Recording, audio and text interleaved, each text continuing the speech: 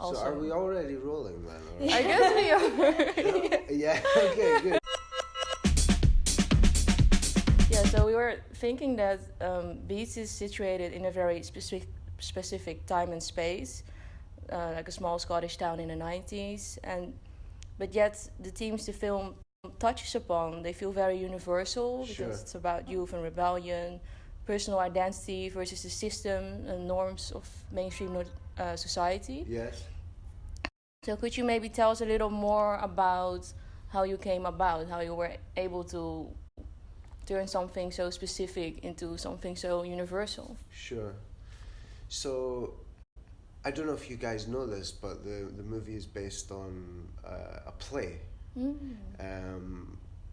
I first saw this play 5 years ago or something, and a friend of mine said, you need to go and check out this performance that's happening at the Bush Theatre in London. It sounds like it's a story about you growing up. And I used to tell her endlessly about stories of going out in the 90s in Scotland, and so I went along and was completely kind of blown away by Kieran Hurley's performance of this story, which is about, you know, these two young guys, John and Spanner, who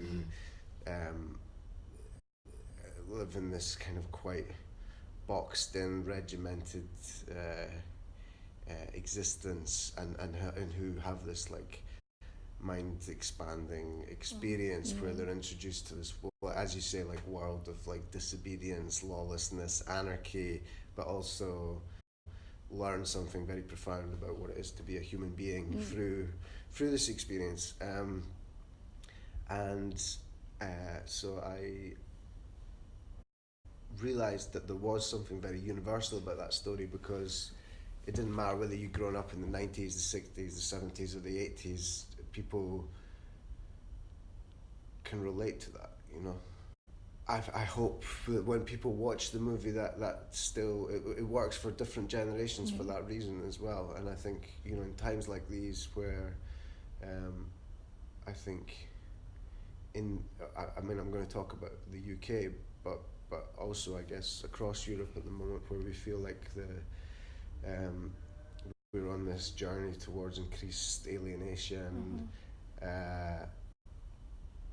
isolation, individualism, that we crave some sense of like unity and togetherness, and I think we can all relate to that.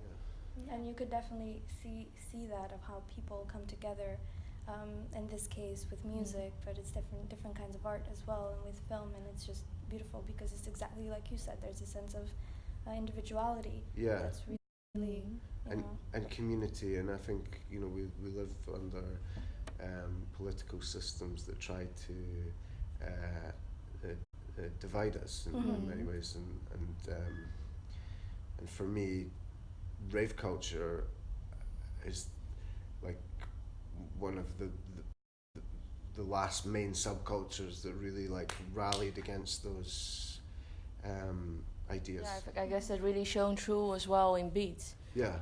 Especially during the rave scene, but also everything leading up to that. It felt really like a group of outsiders and youngsters who just band together to form their own alternative community. And yeah, it was really amazing. And I guess we're from a different generation, but we also have these personal experiences and memories with going to raves and feeling this sense of togetherness. And just this love emanating and connecting everyone, and that's what made it so wonderful. And I think, I mean, certainly I found as a teenager growing up that quite scary and quite hard and quite violent, and there was a lot of kind of like hard drugs around, and maybe quite suffocated, quite, you know, oppressive. But one thing that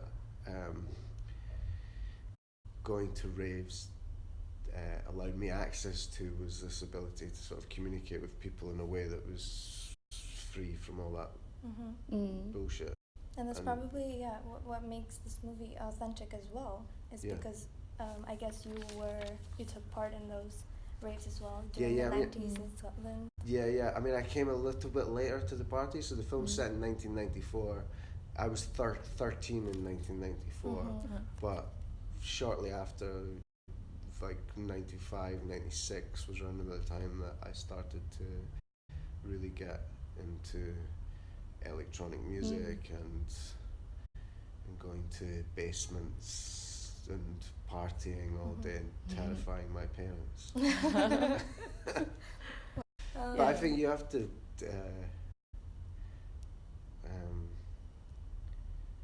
disobedience is good, isn't it? You learn about yourself.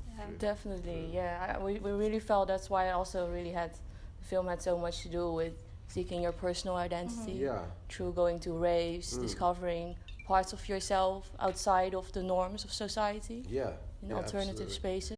I mean, one of the tragic things about the story, of course, is that the criminal justice bill wasn't just an attack on rave culture. It was an attack on diversity, dissent. It saw the end of like travelling culture in the travellers' culture in the UK. This idea that there's no free space to live outside the system anymore. The next space for colonisation is the mind, right? Definitely, but I guess what also is making all of these borders and all of these like hard policing is the fear that's inside people. And everyone is playing with that fear. Totally. To keep us in our boxes. Exactly, which is something we need to rebel against. I completely agree with you. And it's beautiful that you made a film that is really like emboldening. I feel it will really embolden a lot of people, youngsters, and lighten this fire, because it definitely did with us. Okay, well, I have to say, meeting you guys and hearing you guys say those things is really lovely. Because when you set out to make a movie, you have certain intentions about the things you want to say and the people that you want to connect with, and even if you have 2 or 3 conversations when that happens, it's totally makes it really worth it. Well, thank you. Is there any other words you want to say maybe to the audience? So I think we're just really glad to be playing here. I think that the festival seems to have a certain rebellious, anarchist spirit, and that suits us as filmmakers, and so we're just really kind of grateful to be here and hope that everybody enjoys the movie.